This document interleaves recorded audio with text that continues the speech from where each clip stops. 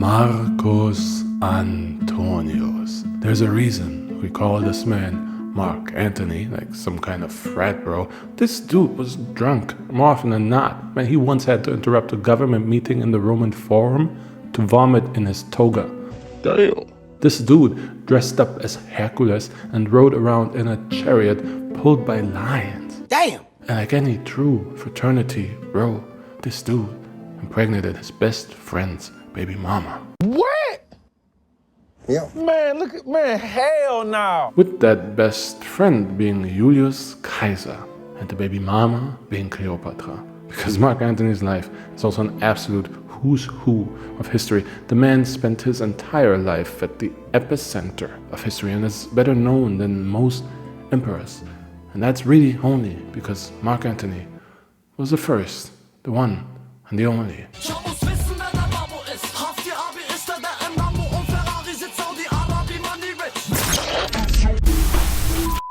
His story starts in 83 BCE, when Mark Antony was born under his actual name, Marcus Antonius. Mark Antony is the modernized version that came way later, but you're all so used to Mark Antony, so we'll go with that. Just remember that the family name really was Antonius, and being born into the Antonius family in 83 BCE, at the time, that was like being born a Kardashian. It didn't really matter much, but somehow you're still invited to the White House and stuff. You know what I mean? Kardashian? What does it mean, Kardashian? The name Antonius meant aristocracy, but currently more in legacy only because Mark Antony's father, Marcus Antonius Creticus, was one of Rome's worst generals, and his mother, Julia Antonia, was a cousin of Julius Caesar, but at the time Julius Caesar was 17 and a complete nobody that no one cared about. I'm like, what do you say f me for? So yeah, Antony was born with that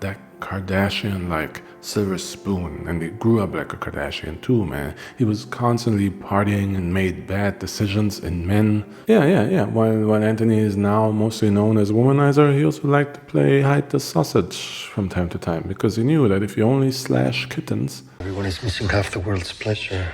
And the favorite bun for young Antony's sausage was a man named Curio. Antony was 20 at the time, and Curio was 22, and the two of them quite possibly blew many things, but one definitely was Antony's family money. Fun coupons! Yeah?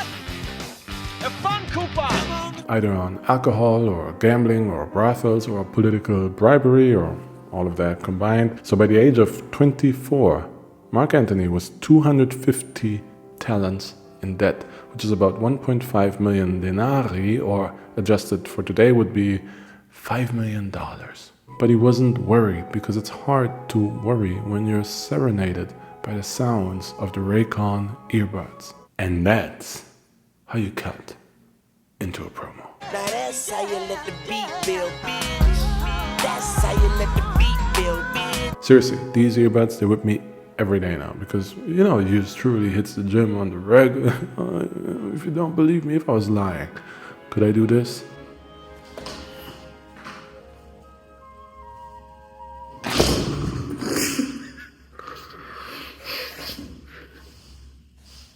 The point is that if we review the footage of what we had just seen there, the Raycon earbuds, they didn't fall out. Legit, I use them every day. All day! All day! They don't fall out, never once during the workout. And they're so comfortable. I sometimes leave them in without music just to drown out a bit of the street noise on the way to the gym, because they have noise cancelling. Also, I charged them maybe once. Now in 1 month I charged them maybe once, because just putting them into the slick box right here, just putting them in there for 10 minutes gives you 90 minutes of charge. Whoa. And these boxes also come like with slick packaging, as you see in the footage here. But I like the sleek black, so I like to keep it raw like that. That's what she said! So that's insane battery life and active noise cancelling. I think that's unheard of at that price point, and that price point is 15% less. If you go to buyraycon.com/briefed to get 15% off site-wide on any Raycon product. And to prove that I'm not just glazing, Raycon gives you a 30-day happiness money-back guarantee, and I know today is Mother's Day, so shout out, first of all, to all you lovely moms out there. Thank you for raising our future. Truly, thank you. But let's show some love to the often forgotten Father's Day coming up on June 15th. Yeah, you watching this probably, you forgot it's coming up, admit it. Don't be sorry. Be better. And get your dad some Raycon earbuds so he too looks good while doing one-handed push-ups.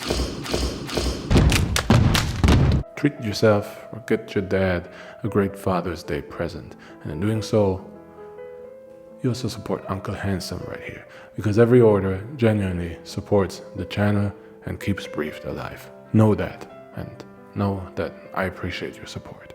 Thank you. Now go save some money on amazing earbuds so you don't end up like Antony, who was still in major debt. And what do you do when you need money fast? Study philosophy in Greece. Surefire way to riches. But for Antony, it was mostly a surefire way to something that rhymes with riches, of the female and of the male sort. In Greece, the main philosophy he lived by was what we now know as whiskey, a phenomenon to the study of which Antony contributed with a lot of Greek wine and willing subjects. Antony was living it up in Greece and fell in love with Greek culture, its insatiable gods and goddesses and their perversions. But eventually, he found that there had to be more in life than this. I mean, even Kim Kardashian eventually got her law degree and started doing good for the world. And Mark Antony found his higher calling in killing people for the good of Rome. He found it in war. I don't want peace. I want problems, always. When he was 26, a Roman general convinced him to join the war in Syria, where a rebellion against Roman rule had to be put down. It turned out Mark Antony was pretty good at all types of sword handling, including these metal ones that poke new holes into people instead of poking into existing ones. Mark Antony excelled at crushing this rebellion, so he went with the army to crush another one in Egypt, after which he was then called to an even higher cause, Gaul. This one was a real war, conquering Gaul lands and not just putting down puny rebellions. Mark Antony was to join Julius Caesar in his grand campaign in Gaul, which is also when and where the two became friends. Why exactly, we don't know. Some say it's because Antony had become such a great soldier and leader of men that Caesar respected his military accomplishments. But other historians dispute this, pointing out that these rebellions Antony helped put down were nothing but skirmishes that were more everyday military duty rather than glorious victories. They say that Antony's military career was not particularly distinguished by the time he joined Gaul, and while we don't know why, somehow Caesar trusted him enough that after just 3 to 4 years in Gaul, Julius Caesar sent Antony to be a tribune in Rome. And for those that don't know, being a tribune means you represent the interests of the people, can veto laws, check the Senate, and protect the common folk. Now, you have to know that Caesar was not just a military commander for the Roman Republic taking over foreign lands, he was also planning to take over the Republic itself. Rome, at the time is 60 BCE, Rome was not an empire yet. There were elections, consuls, a senate, but no emperor, no one man in charge. Caesar, though, had great ambitions to change that, and the first step had been forming the Triumvirate that year in 60 BCE with General Pompey and Marcus Licinius Crassus. Essentially 3 men that between them controlled Rome. This served Julius Caesar because it meant that the only thing left for him to do now was not to take over a whole republic, but just to take control away from 2 men. But I have a Caesar video where I go into great details on all of this. You just have to know that this is Caesar's grand plan, so him sending one of his trusted men to be tribune in Rome was very much in line with that. So, enter new Roman tribune Mark Antony in 49 BCE. As I said, his role was supposed to protect and represent the people Mark Antony instead decided to drink with and stab the people with his meat sword. For example, once he was so hungover that during a meeting in the forum, he threw up in his toga. And I'm not sure if that was before or after the perpetually drunk Antony dressed up as Hercules, or sometimes as the god of wine Dionysus. And then there's that time when he rode around Rome in a chariot pulled by lions. The latter was just an experiment, but still, of course, Mark Antony was the one who had to try it. Dude treated Rome like his playground, and when he was really supposed to represent Julius Caesar and use his natural charm to appeal to the people and subtly nudge the Roman citizens towards a Kaiser-only rule, painting Julius as the man of the people, and to subtly smear the name of Pompey, paint him as one who only cares for the aristocrats but not the common man. But with his flamboyant personality, Mark Antony didn't subtly fan the flames. The man's straight up poured gasoline all over that thing. Now that's a fire!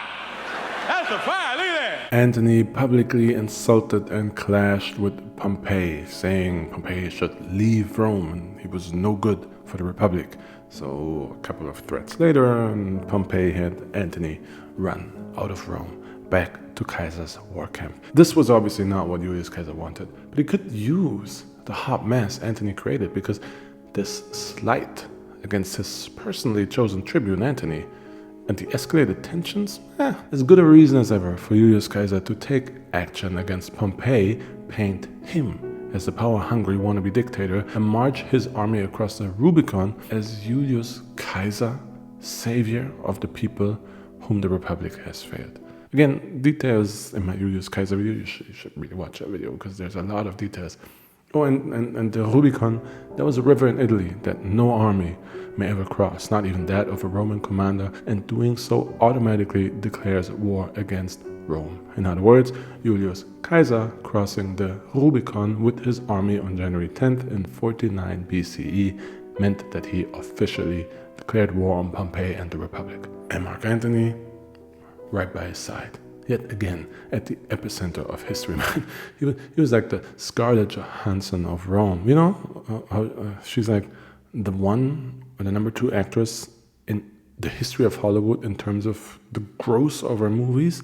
Yeah, but only because she appears in the most movies amongst box office greats like Avengers. You know, that's Mark Antony for you, the Black Widow to Julius Caesar's Captain Rome. Pompey fled the city to Egypt once he heard that Julius Caesar was coming, and Caesar chased him down to end his rival's life. And while he was gone, Julius Caesar appointed Antony, his second in command, to act in Rome in his stead.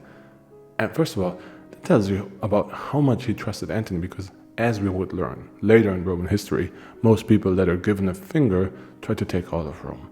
Not Mark Antony though. He was loyal. Genuinely, man was loyal. And he really ran the city as best as he could. Just for Mark Antony, that looked like this. This is fine. To be fair, Rome was already a hot mess thanks to the Republic crumbling and Pompey and Caesar arguing, but Antony's lack of management skills didn't help things.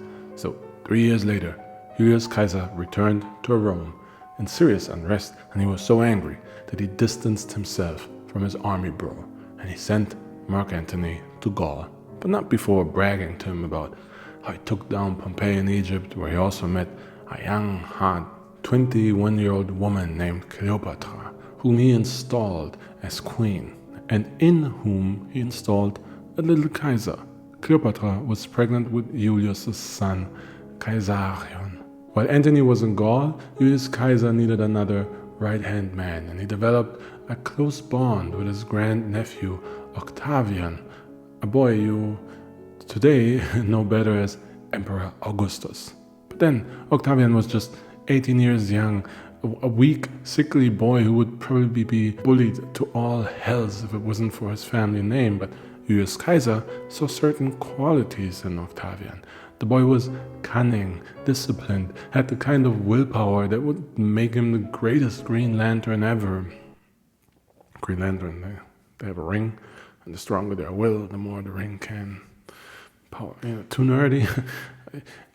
I thought, since we're talking about Nerdtavian over here, anyway. Nerdtavian was the opposite of Mark Antony. Antony was stocky, jockey, cocky, a drunken hothead with no patience for cunning or any mental exercise. And Octavian was a mastermind who would scheme and defeat you without physical confrontation. After Antony almost lost him Rome, Caesar decided that he needed Octavian by his side, by putting down the last fires of Pompeii by also hunting down his sons.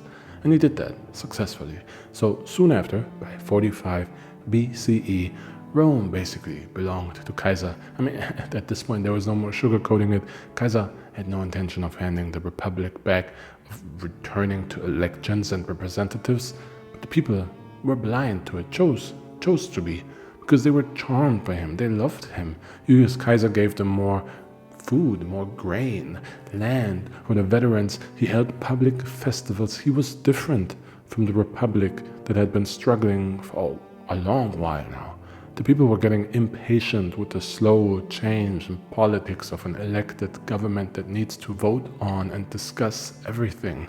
Julius Caesar was a man of action. His lone word was law, and they believed he would restore Rome to glory. Also, I gotta say, these elections within that Roman Republic of the time, it was just a circle jerk of noblemen, highly corrupt and hardly representative of the people it was supposed to be representative of. Caesar, though, really did represent the people more than any quote-unquote elected representatives within the Republic. But still, historically speaking, sole rulers rarely ever turn out benevolent.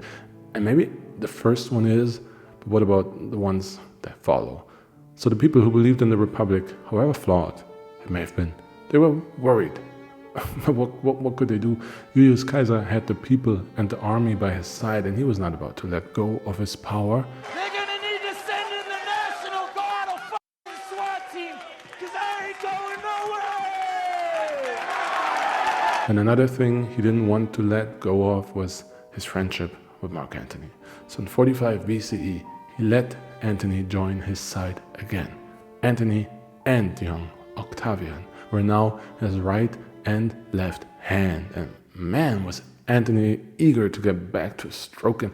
He called Caesar just about king to anybody who would listen, but Julius was too smart. He kept playing it cool. He knew he was effectively on his way to a king-like rule, but publicly he would never call himself king or wear a crown or... Oh no, what's that? Look at that picture. Yeah, in February 44 BCE, Mark Antony then put a crown on Caesar's head in public and called him king.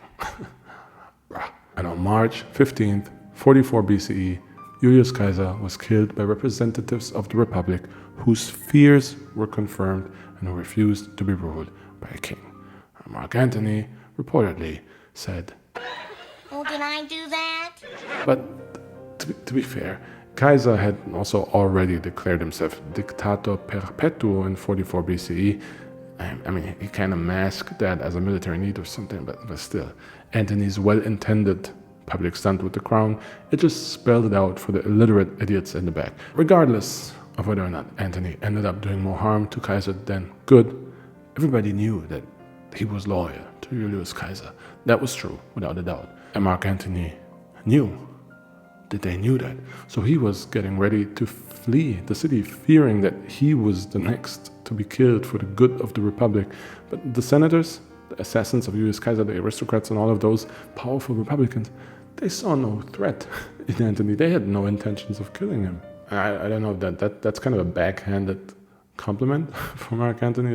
It's more of an insult than a compliment. They only needed to get rid of Julius Caesar. He was the magnetic one, the one the people rallied behind, the threat to the Republic. Without him, Octavian and Antony were just the left and right hand with nothing to stroke. So Antony stayed in Rome, which went back to its republican rules and laws, and since Mark Antony had been made consul under Caesar, he was allowed to finish his term.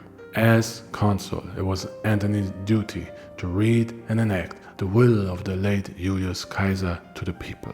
And Antony, he couldn't wait to read that thing. He was sure that his BFF Julius would leave everything in the kitchen sink to him, since Caesar's only child was the one he had with Cleopatra, an Egyptian unfit to inherit Roman power.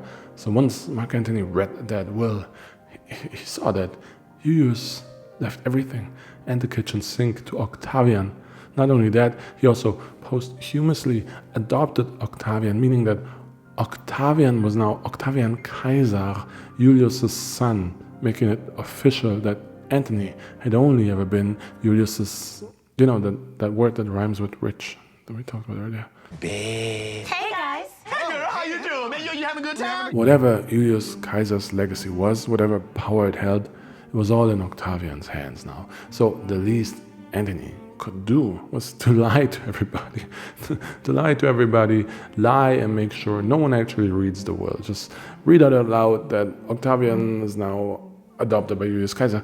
That's good enough. As for Caesar's possessions, Antony proclaimed that Caesar was giving them to the people. And this worked because it was in line with Caesar being the people's champion, and it allowed Antony to play to the people so that they see him as their champion's successor in spirit. You get me? At Julius Caesar's funeral, Antony made a big show out of lifting up Julius Caesar's blood-stained toga and named his 60 assassins the conspirators who now deserve death. These assassins were led by Brutus and Cassius, and Antony had just declared them public enemies number 1, number 2.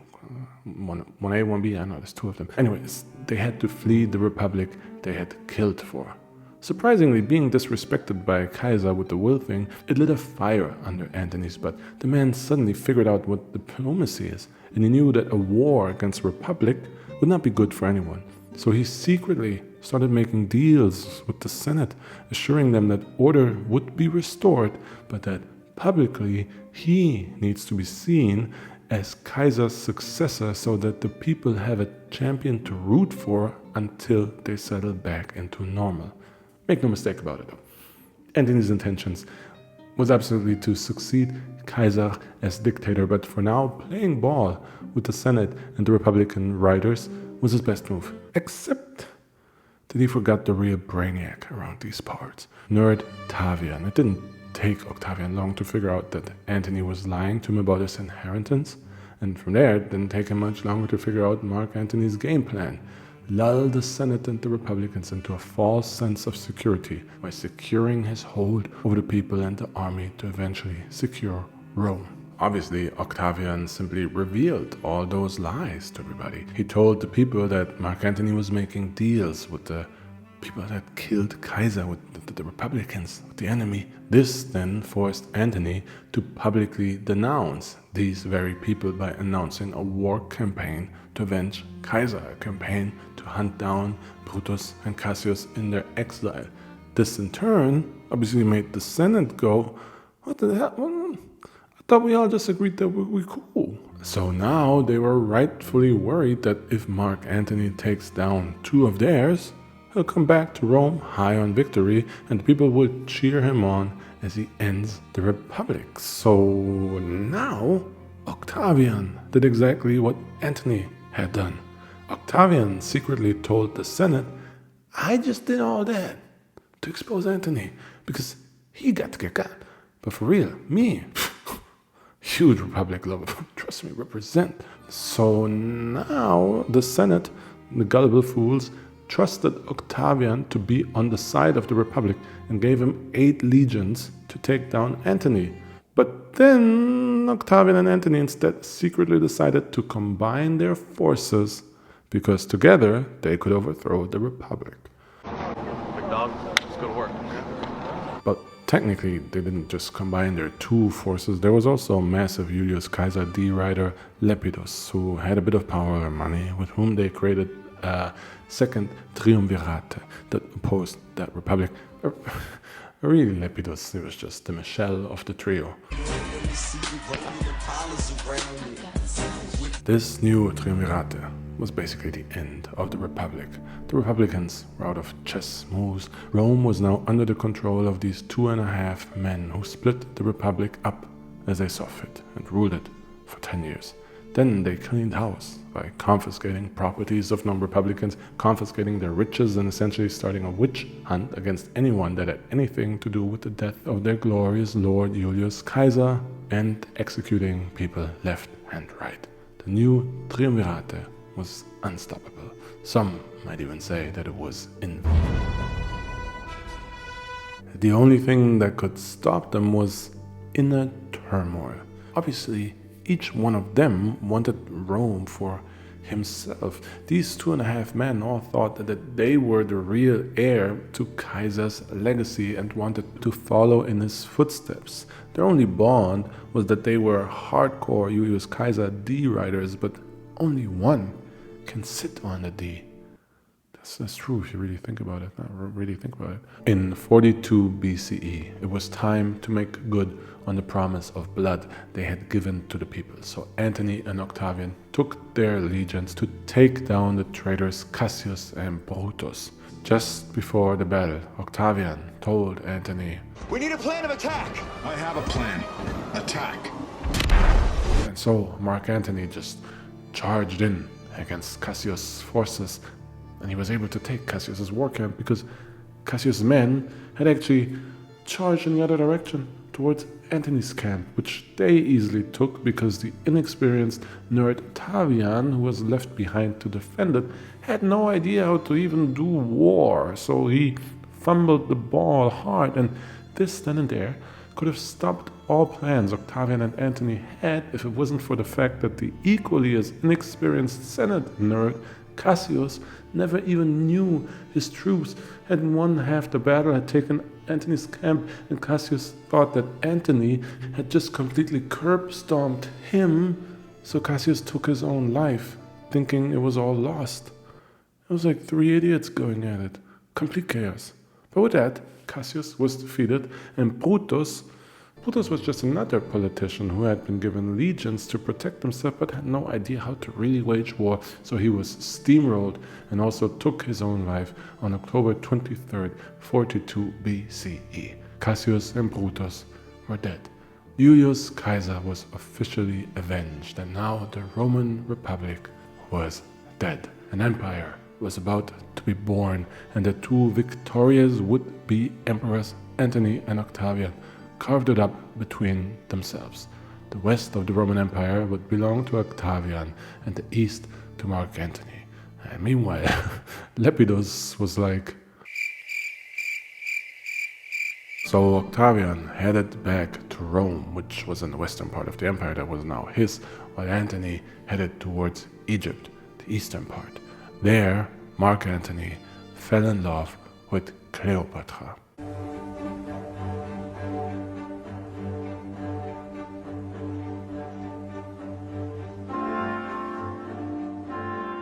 Cleopatra was now 28 years old and had been queen in Rome-controlled Egypt ever since Julius Caesar installed her as ruler. Cleopatra needed a new, powerful Roman simp to make sure her position and kingdom remained safe, and it was easy for her to seduce Mark Antony. She knew about his love for Greek culture, so she met him while cosplaying as Aphrodite, with her servants playing Greek music, and then asked Antony to accompany him to Alexandria for the winter, where, after a lot of bunga bunga and a lot of drinking, they both fell in love.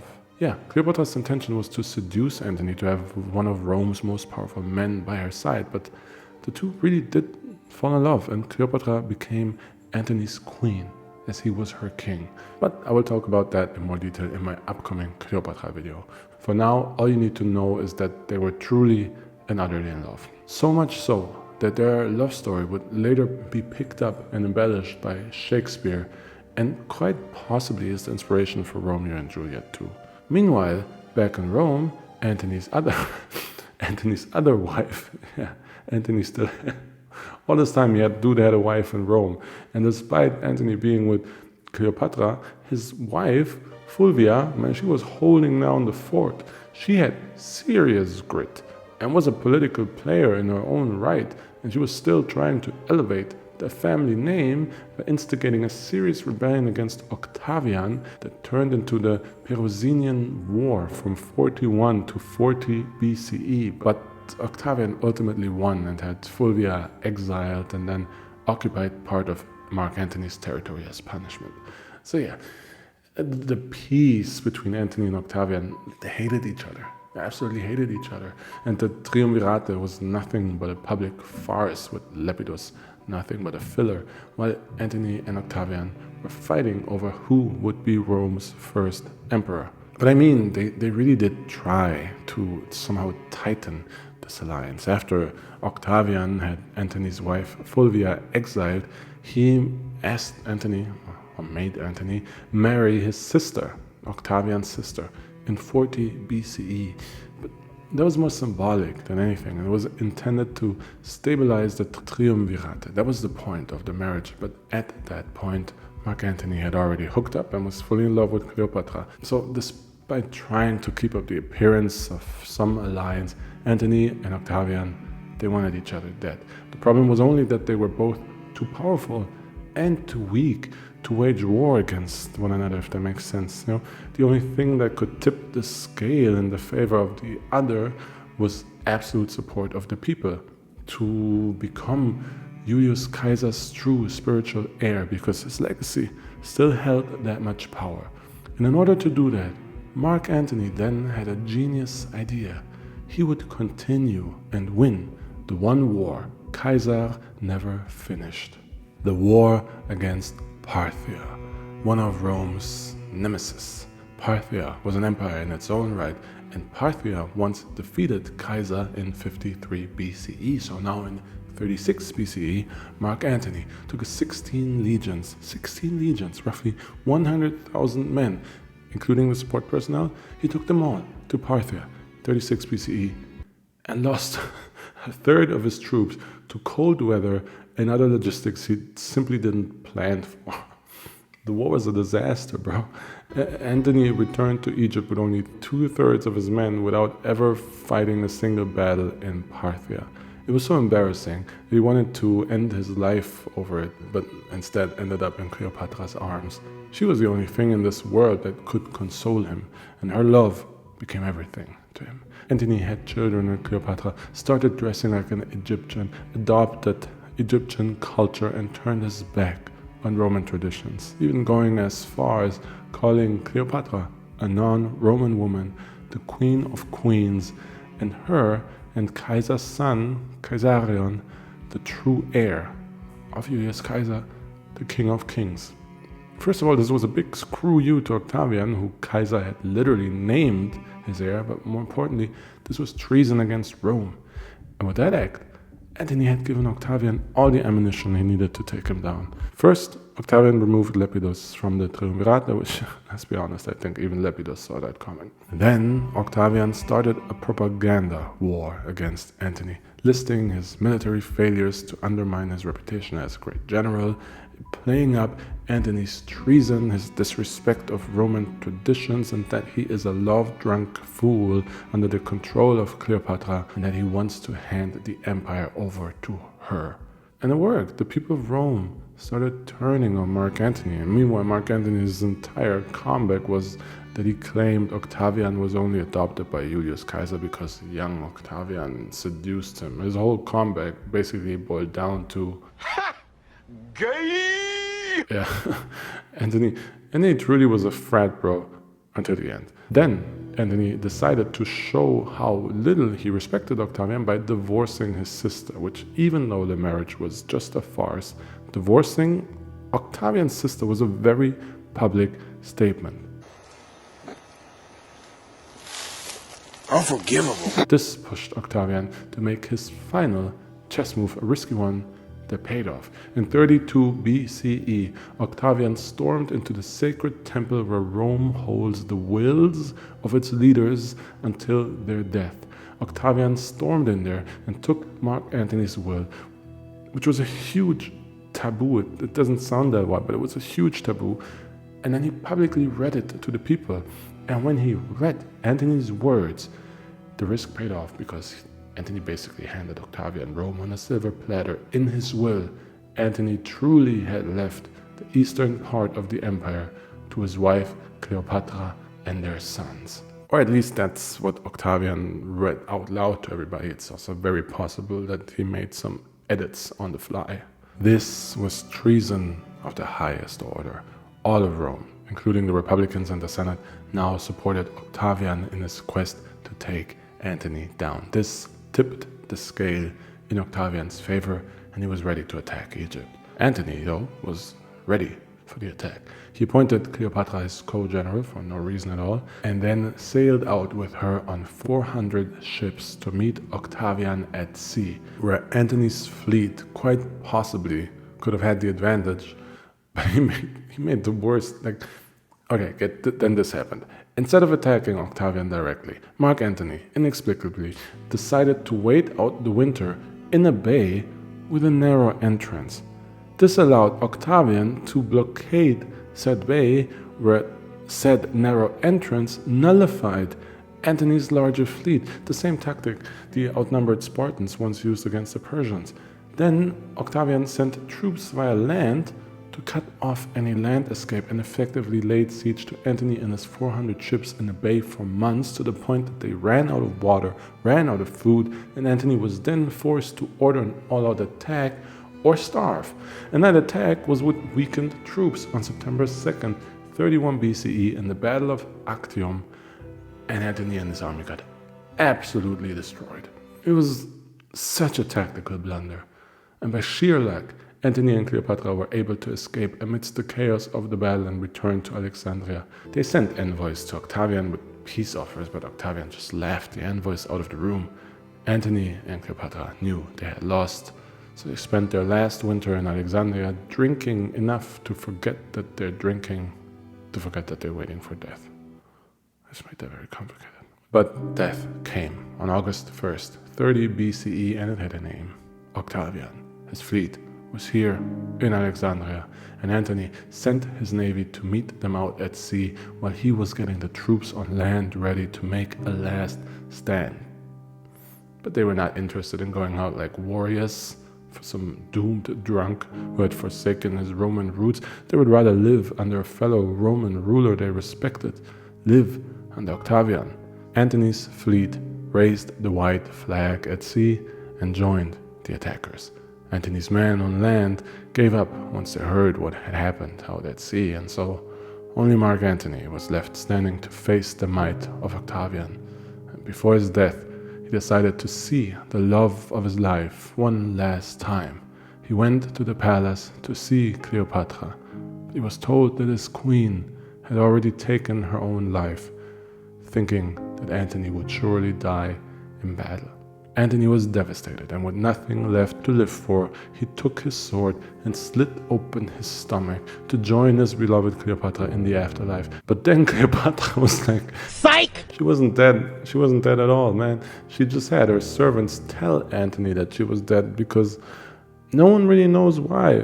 One last practical joke at the worst time ever. I don't know, but she wasn't dead. But Antony, with his guts hanging out of his stomach, certainly was dying. Cleopatra had actually been hiding with her children in a mausoleum, and now she asked for Antony to be sent to her, which was more him being dragged to her because the dude couldn't walk anymore.